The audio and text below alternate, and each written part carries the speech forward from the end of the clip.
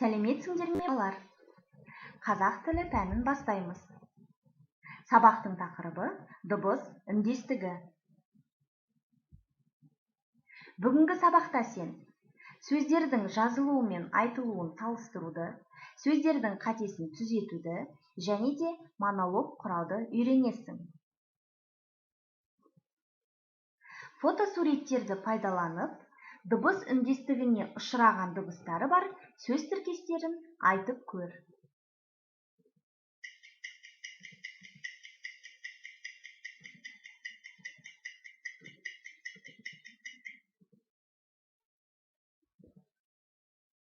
Мысалы, менің қонжығым, сенің қонжығың, оның қонжығы. Менің кітабым, сенің кітабың, оның кітабы. Қонжық сөзіндегі қ дыбысы ғ дыбысына өзгерді. Кітап сөзіндегі п дыбысы б дыбысына өзгерді. Келесі тапсырманы орындап көрейік. Жауабыңыз қандай? Сөздердің қатесін тауып көр.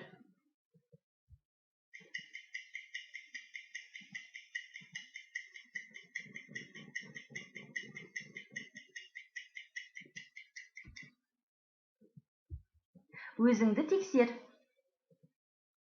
Жұмысшы, сенбеді, жауынгер, жарқабақ, ақ лақ, ала кел.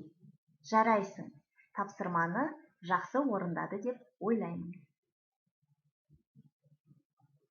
Есіңде сақта. Дауыссыз дыбыстардың бір-біріне ықпал етіп, өзара сәйкестеніп айтылуын дыбыс үндестігі деп атайды.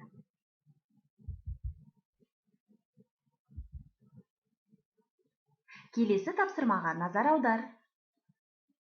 Сөздердің айтылуы мен жазылуы бойынша бір-бірімен сәйкестендір.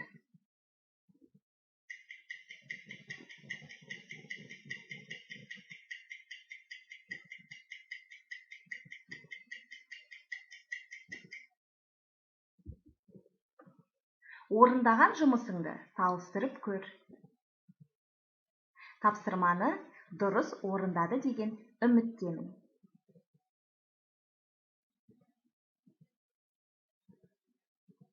Менің қолымнан келеді айдары. Монолог құрап айтып көр. Берілген тірек сөздерді пайдаланып, Арал теңізі жайлы әңгімеле.